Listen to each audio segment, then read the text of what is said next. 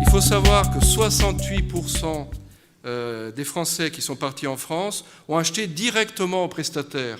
D'où l'importance de ce que je vous disais au préalable sur l'interactivité qui permet à tout prestataire, quel que soit sa taille, de pouvoir être en ligne vis-à-vis de ces gens. Ça, c'est très important. Et quand on pense qu'il y a encore des prestataires qui ne sont pas en ligne, c'est assez fabuleux parce que pas vu, pas pris. Et là, vraiment, vous voyez, 68% des Français, quand ils partent en France, c'est directement auprès des prestataires, et notamment de l'hébergement.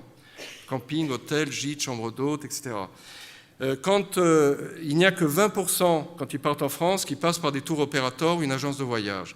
Par contre, et 19% pour la France avec les OT, CDT, CRT, les SLA donc, et les comités d'entreprise. Par contre, quand ils vont à l'étranger, c'est 28% donc, pour le directement, et on est à 67% cette fois-ci d'intermédiation auprès donc d'un tour opérateur, d'une agence de voyage, parce que là on a besoin de beaucoup plus de conseils, de rassurance, de comprendre la destination, d'expertise sur la destination, de carnet de voyage, etc. Donc vous voyez que là aussi, c'est pour ça que je voulais vous montrer les grands chiffres très importants qui permettent de comprendre le mouvement par rapport à cette réalité-là de l'intermédiation, de l'achat direct, des taux de départ France-étranger.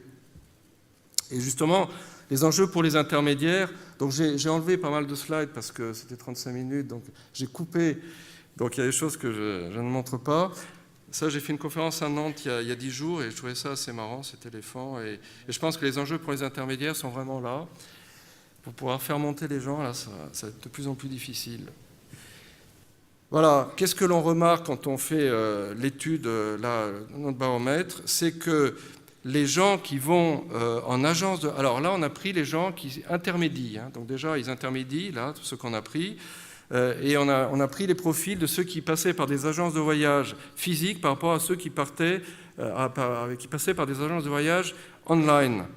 Ceux qui vont dans les agences de voyage physiques ont un revenu moyen plus faible que ceux qui vont dans les agences de voyage en ligne, plus faible. Et ils ont des gens plus âgés, au niveau d'études moins élevé, et avec une taille moyenne de l'habitat moins élevée.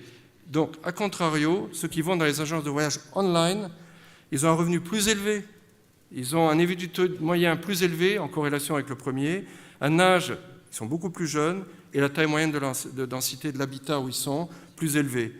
Donc vous voyez, ça c'est fondamental, parce que ça veut dire qu'effectivement, les intermédiaires, il faut vraiment qu'ils fassent du multicanal et du web to store, aller chercher les gens online, parce que sinon, petit à petit, par rapport à ce que je vous ai également montré au début sur le taux de pénétration de l'Internet dans les catégories de population par âge, ils vont petit à petit perdre finalement ceux qui voyagent le plus et qui consomment le plus.